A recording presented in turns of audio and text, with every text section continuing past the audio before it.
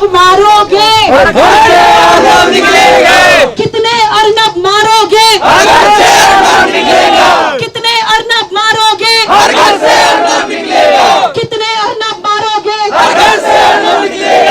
मुझे ये पता चला कि वो गिरफ्तारी अर्नब का कोई पुराना केस महाराष्ट्र सरकार ने करी है और वो पुराना केस भी बिना कोर्ट की परमिशन के खुला था। सबसे पहले तो मैं आप लोगों से यह आह्वान करती हूँ कि उस केस में अर्नब के खिलाफ अगर ये प्रूव होगा कि वो दोषी था तो बिल्कुल जुडिशरी उसको सजा दे, हम उसके साथ हैं। हम अपनी जुडिशरी के खिलाफ नहीं है, लेकिन हम लोग बार बार ये सवाल कर रहे हैं कि जिस तरह से अर्नब को गिरफ्तार किया महाराष्ट्र सरकार ने, उसके पीछे वजह बिल्कुल क्लियर है। अर्नब ने आवाज उठाई पालघर के साधुओं की, अर्नब ने आवाज उठाई ईशान सिंह राजपूत के अनटाइमली डिवाइस की। वो सुसाइड था या मर्डर था वो जब भी प्रूव होगा, लेकिन पत्रकारिता करी अर्नब ने। अर्नब ने आवाज उठाई राष्ट्रवाद की, अर्नब ने आवाज उठाई हिंदू संस्कृति की। और हिंदू कोई धर्म नहीं है। जिसको मेरे खिलाफ एफआईआर करानी हो स्पीच के बाद, वो ये समझ ले Hindu is a national identity. Hindustan में रहने वाला हर इंसान हिंदू है। मैं सुबुई खान होते हुए भी हिंदू हूँ। इस्लाम मेरा पंथ है, हिंदू मेरी संस्कृति है, मेरी नेशनलिटी है। जिसको एफआईआर करानी है वो कराए। मैं आज कोर्ट में प्रूव करूंगी मैं इस बात को कि मैं हिंदू हूँ। आज मैं आप लोगों से ये बोलने के लिए खड़ा हुई हूँ कि अर्नब को तलोजा जेल ले जाया गया। अभी तलोजा जेल वो जेल है जहाँ पे गैंगस्टर्स होते हैं। कोई बड़ी बात नहीं है कि थोड़ी देर के बाद हमारे पास ये मैसेज आए कि अर्नब की तो गैंगस्टर से मुठभेड़ हो गई, अर्नब तो मारा गया, अर्नब गोस्वामी इज नो मोर। क्या हम ये सुनना चाहते हैं? नहीं। अगर ये खबर हम तक आई तो क्या देश के 135 करोड़ लोगों का मनोबल टूटेगा या नहीं? टूटेगा। अगर हमने आज आवाज नहीं उठाई तो हमारे भारत का मनोबल टूटेगा। हम लोगों को एक होना है। और मैं आपको बताती हूँ कि हमें यहाँ पे सॉल्यूशन कौन दे सकता है। हम सरकार के विरोध में कोई नारे नहीं लगाएंगे। समझिए इस बात को। हम सोचे कि अकेले योगी जी या अकेले मोदी जी लोगों की जिम्मेदारी ले लें, वो नहीं ले सकते। महाराष्ट्र सरकार ने बहुत चालाकी से अर्नब को एक केस में फंसा के जेल में डलवाया है। बेल देने की पावर सिर्फ जुडिशरी के पास होती है। हम जुडिशरी को ये तो नहीं फोर्स कर सकते कि वो बेल दे, क्योंकि वो जजेस की डिस्क्रिशनरी पावर होती है। As an officer of the court मैं पूरा सम्मान करती हूँ जुडिशरी का, लेकिन अर्नब की जान को खतरा है महाराष्ट्र में, अर्नब की जान को खतरा है तलोजा जेल में। हमारे देश में आतंकवादियों के लिए कोर्ट्स कॉग्निजेंस लेती है। हमारे देश में जब भी कोर्ट्स के सामने ये सवाल आता है कि कॉग्निजेंस लेनी चाहिए, कोई ह्यूमन राइट वायलेशन तो नहीं हो रहा, तो कोर्ट्स कॉग्निजेंस लेती है। इवन आतंकवादियों के खिलाफ, अपराधियों के खिलाफ भी लेती है, क्योंकि कोर्ट का एक प्रिंसिपल होता है कि चाहे 100 अपराधी बच जाएं, लेकिन एक बेगुनाह नहीं मारा जाना चाहिए। ये हमारा सनातन धर्म भी कहता है, ये हमारी कोर्ट्स भी कहती हैं। उस चीज का हम सम्मान करते हैं। वही ह्यूमन राइट वायलेशन आज अर्नब के साथ हो रहा है। हम यहाँ पे 135 करोड़ लोग ज्यादा से ज्यादा तादाद में जमा होकर अर्नब के लिए अपना समर्थन दिखाएं। ये कोई सरकार के खिलाफ प्रदर्शन नहीं है। हम हमेशा योगी जी, मोदी जी से उम्मीद करते हैं कि वो अकेले ही हमारे लिए सब कर दे। हम कभी उनकी ताकत नहीं बनते। नागरिकता कानून के विरोध में सारी भारत विरोधी मानसिकताएं सड़कों पे उतर गई थी, लेकिन अपनी सरकार के समर्थन में हम लोग 1000 लोग भी जमा नहीं हो पाए थे। ये हमारी भी गलती है। इसको प्लीज जानिए, इसको मनन करिए। अर्नब के केस में सरकार के हाथ बने हुए हैं। सरकार आपकी मदद तब तक नहीं कर सकती जब तक आप खुद अपनी मदद ना करें। अगर आपको सरकार से महाराष्ट्र में प्रेसिडेंट रूल लगवाना है तो प्रेसिडेंट रूल लगने का एक लीगल प्रोसेस होता है। एक अर्नब के केस पे सरकार प्रेसिडेंट रूल लीगली नहीं लगा सकती। महाराष्ट्र में जाके अपना विरोध अगर हम दर्ज कराएं, अगर सरकार को लगे कि महाराष्ट्र में लॉ एंड ऑर्डर सिचुएशन खराब हो गई है या महाराष्ट्र की एक स्टेट की सिक्योरिटी थ्रेटेंड है या अनकॉन्स्टिट्यूशनल वहां पे काम हो रहा है, सरकार गैर संवैधानिक वे में काम कर रही है, तो हमारे प्रेसिडेंट रूल लगा सकते हैं, महाराष्ट्र के गवर्नर की रिकमेंडेशन पे भी लगा सकते हैं, और हमारे ऑनरेबल प्रेसिडेंट अपने काउंसिल ऑफ मिनिस्टर्स की रिकमेंडेशन पे भी लगा सकते हैं। लेकिन हम कम से कम वो समर्थन तो दिखाएं, हम कम से कम सरकार को ये तो दिखाएं कि हाँ आप तो हमारे ध्वजवाहक हैं ही।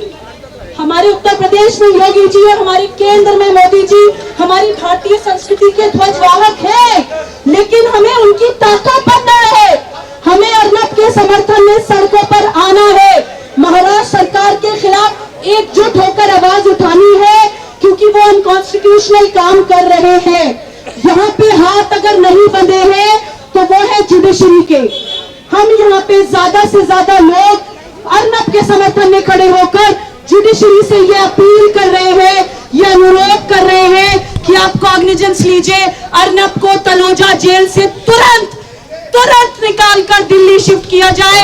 अर्नब का सारा ट्रायल, जो भी इन्वेस्टिगेशन होनी है, केस पे जो भी होना है, आप कानून के दायरे में दिल्ली में करवाइए। महाराष्ट्र में अर्नब सुरक्षित नहीं है। ये आवाज हम लोग जब एकजुट होकर उठाएंगे तभी हमारी आवाज सुनी जाएगी। मेरा यही आह्वान है। मैं शाम को 4 बजे तक दिल्ली के जंतर मंतर पे 8 नवंबर 2020 को खड़ी हूं। यहाँ पे सैकड़ों की तादाद में मेरे साथ लोग खड़े हैं। हम अर्नब के साथ हैं। हम अपनी कोर्ट से यह आह्वान करते हैं, ये अनुरोध करते हैं, ये अपील करते हैं, ये रिक्वेस्ट करते हैं कि स्व मोटो कॉग्निजेंस लीजिए, अर्नब को तुरंत दिल्ली शिफ्ट किया जाए। ये पूरे देश की आवाज है। हम यहाँ पर पीसफुल प्रोटेस्ट कर रहे हैं, पीसफुल समर्थन कर रहे हैं।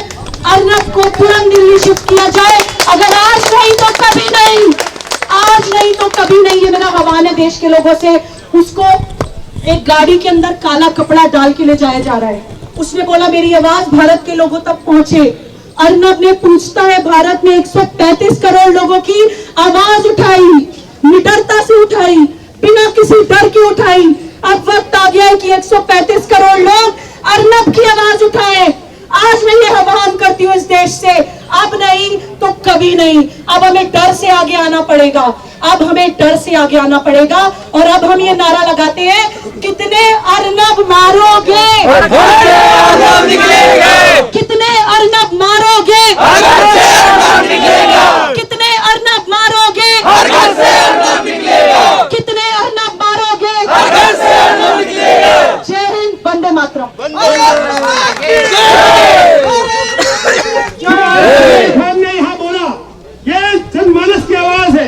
ये समझना चाहिए कि इस देश के लोग के लिए जो आवाज उठाने वाले, एक छोटा सा केस हुआ था अभी महाराष्ट्र के अंदर, एक नेवी ऑफिसर ने एक कार्टून को रीट्वीट कर दिया था, उसको निकाल कर एक मीडिया हाउस को इन्हों बंद नहीं करना चाहते हैं, एक आवाज़ को, एक पूरे देश की आवाज़ को, एक सोच को ये दबाना चाह रहे हैं।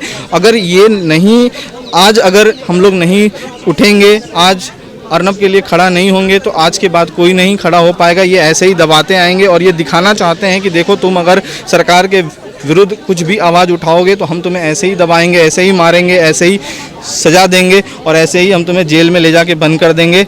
और ये पूरा का पूरा संविधान का मर्डर हो चुका है। संविधान के साथ में इसको है कब्र खुद चुकी है और ये डाल चुके हैं। तो या तो सरकार और कोर्ट जो है इसमें संज्ञान ले, नहीं तो भारत का नवयुवा अगर कॉलेजों से, स्कूलों से और जॉब से निकल के हाथ रोड पे आ जाएगा तो आप सुनेंगे।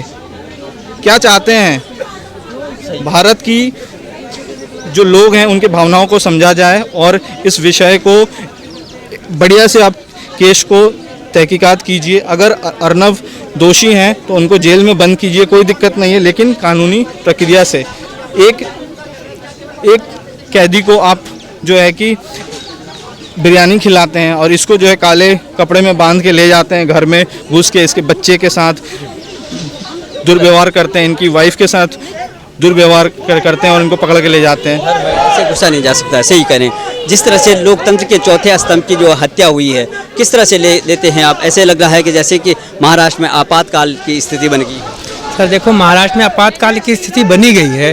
जिस तरह से आज सत्य को दबाया जा रहा है, अगर आम जनता आज रोड पे नहीं आई तो लोगों का मनोबल टूट जाएगा। कल का सत्य के लिए कौन जाएगा? सबको पता है कि भैया जो राजनेता हैं, ये जो बैठे हुए हैं कुर्सी पे, इसका दुरुपयोग कर रहे हैं। आम जनता को इंसाफ कभी मिलेगा ही नहीं। तो इसलिए हम यही कहना चाहते हैं कि जनता को रोड पे ही आना पड़ेगा। ये जो गरीब जनता है, जो आम जनता है, इसको इतना मजबूर किया जा रहा है आने के लिए। ये नहीं छोटी ऐसी बातें हैं, इनको उठाने के लिए मजबूर किया जा रहा है। आज हम यहाँ पे आए हैं, ऐसे नहीं आए हैं। हम भी जॉब करते हैं, सब लोग चाहे तो अगर फैमिली हमें चलाना रहे तो चल सकता है, लेकिन सबसे पहले हमारे लिए देश है, हमारे लिए सत्य है। और ये राजनेता यही कर रहे हैं, अपने जो पुलिस है, प्रशासन है, सब अपने जेब में है इनके। इसलिए कोई आवाज़, जो भी आवाज़ उठाएगा उसको अंदर कर देंगे। तो कल का एक आम नागरिक के लिए इतना विकट संकट आ जाएगा कि वो न्याय के लिए कितना भी तड़पता रहेगा, लेकिन उसे न्याय ही नहीं मिलेगा। अर्नब जी कह रहे हैं कि मुझे पीटा जा रहा है, मारा जा रहा है, मुझे जो है दवाई नहीं दी जा रही है, मुझे जो है पानी नहीं दिया जा रहा, और उनको जो है साजिश लग रहा है कि वो कह रहे हैं मुझे डर है। कि तो क्या लगता है आपको कि किस तरह से उनके साथ बिहेव किया जा रहा है ये न्यायिक कस्टडी में? अर्नब जी जो कह रहे हैं बिल्कुल सही कह रहे हैं। आज अर्नब जी को क्यों परेशान किया जा रहा है? क्योंकि उन्होंने साधु संतों की आवाज़ उठाई है। ये बॉलीवुड का जो पूरा खेल जो चल रहा था, ये चीज़ उठाया है। बॉलीवुड में जो जिहाद भी है, इसमें चल रहा था, ये सब उठाया है। पालघर में हो गया, फिर मुंबई में काफ़ी ऐसी चीज़ें हुई हैं कि ये सब उठा, ड्रग का भी हो गया, ये सब उठाया, इसलिए उनको दुश्मन बन गए। मुंबई में बॉलीवुड में मेन ड्रग था। ड्रग में महाराष्ट्र सरकार को क्या कहेंगे? महाराष्ट्र सरकार एकदम विफल हो चुकी है, एकदम देशद्रोही सरकार है ये। हम तो ये देशद्रोही, तो ऐसे सरकार को तुरंत बर्खास्त कर दिया जाना चाहिए और वहाँ पे आपातकाल लगा दिया जाए।